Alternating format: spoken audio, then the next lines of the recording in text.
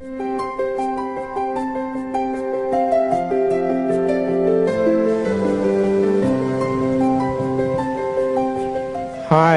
I'm Paul Cox. I'm an ethnobotanist. Ethnobotany is the study of the relationship of plants and people, and it requires some fairly specialized skills. You have to be half botanist so you understand the plants and how to name them, how to collect them, how to study them, but you also have to have all the skills of an anthropologist and a linguist so you can relate easily and fluently with indigenous people. I've had a lot of fun going around the world. During that time I've seen a lot of beautiful plants.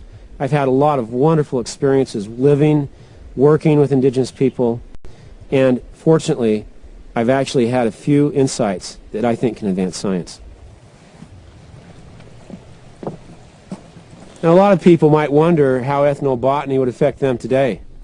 Anytime that you walk into a pharmacy and hold a prescription drug in your hand, there's a 1 in 4 chance that that medication came from an indigenous healer. 25% of the prescription drugs issued in the United States, Canada, Western Europe, all have their roots in ethnobotany. Ethnobotany also provides crops for us to eat. Ethnobotany provides textiles. But I think the most exciting part of ethnobotany is it teaches us about the essential linkage of people with their environment. Indigenous people are not buffered against their environment. And although they've had environmental tragedies of their own, many of these cultures have learned how to live in harmony with their environment. And so by studying how indigenous people, for example, live on an island environment and maintain it, we can understand as an entire society how to treat our own special areas with more respect and more care. Today, indigenous knowledge is periled as never before. Approximately half of all the languages of indigenous peoples have disappeared in the last 100 years. And of those that remain, 80% are spoken only by small groups of elderly people. So the situation we face today on the cusp of a new millennium is that this tremendous wisdom accumulated by indigenous people over thousands of generations, wisdom that has been trusted in helping indigenous people cure illness, make their lives better, comfort the ill, this wisdom is in peril of vanishing forever. And my job as an ethnobotanist is to record that wisdom for future generations.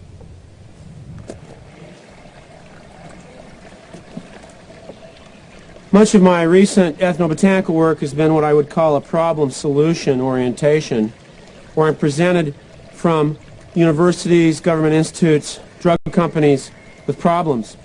One of the examples of that was the National Cancer Institute that was desperately searching for some treatment for the AIDS virus.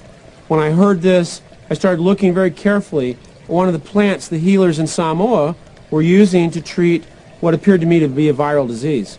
And it was that analysis of that healer compound that resulted in the discovery of prostratin, which is now being developed as a possible combination therapy for the treatment of HIV, for AIDS. This great reservoir of indigenous knowledge, which is disappearing so rapidly, I think offers many solutions for some of the pressing problems of the world. And I find it astonishing that instead of looking forward, that we don't look more towards the past, towards ancient wisdom that has comforted generations for thousands of years, and that I think could help propel us to a very bright future when combined with modern science. The exciting thing about being an ethnobotanist is when you can take some of the plants that the indigenous people use back to the laboratory and test them for efficacy. I'll never forget the day in Uppsala, Sweden, when we got the results back of my initial analysis of Samoan medicinal plants. 86% showed pharmacological activity. And we're able to use that activity to create all sorts of new medicines or potentially other products. For example, the healers taught me about a leaf they use that removes heat and inflammation. I initially discovered this by it being used on myself by a healer, and when I discovered that they rubbed this leaf on tired, achy feet, why, there was an idea that I could work with other medicinal chemists, pharmacologists, and come up with a potential product to treat tired, achy feet. They also handed down precious knowledge about their plants from generation to generation. Plants like this, which is known throughout Polynesia as awapui.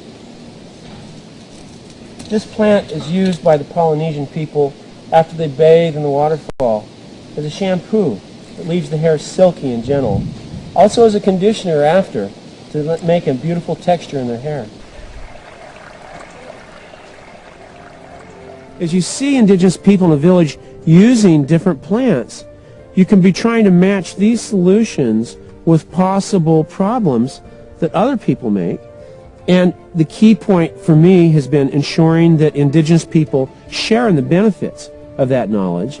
And that's one of the reasons that I really feel as scientists that all of us should be a force for good, that all of us should be involved in helping to assist indigenous people in saving their cultures and saving the environments. And that really has, for me, completed the package, to have science, ethnobotany, and now philanthropy all playing key roles in my life. And it's been extraordinarily rewarding for me.